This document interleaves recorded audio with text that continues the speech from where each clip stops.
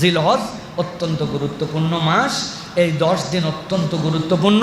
আসমান জমিনে এর থেকে উত্তম দিন নাই। আল্লাহ রাব্বুল আলামিন এটা আমাদের জন্য গুরুত্ব দিয়েছেন। কমসে কম 9টা আমল করার জন্য চেষ্টা করব।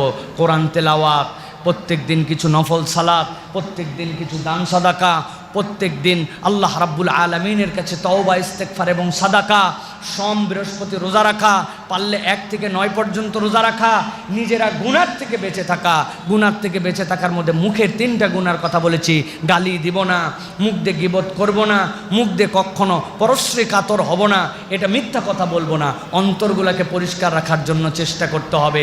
অন্তর দিয়ে বিশ্বাসঘাতক হব না, অন্তর দিয়ে হিংসা করব না, অন্তর দিয়ে অহংকার করব না, কারো ক্ষতির কামনা আমার থেকে থাকবে না। এই আমলগুলো যদি আমরা হিসাব করে করে একটু করি, ইনশাআল্লাহ আল্লাহ রাব্বুল আলামিন আমাদেরকে এই জিলহজের এই নিয়ামতগুলো দান করবেন। অনেক সালাফরা বলেছেন, যেটা আপনাদের কাছে বলেছি, যে 1 দিনের ইবাদত 1000 দিনের সমান। আর অন্যতম একটা ইবাদত হচ্ছে আরাফাত দিবসে সিয়াম পালন করা। আল্লাহ আমাদেরকে তৌফিক দান করুন।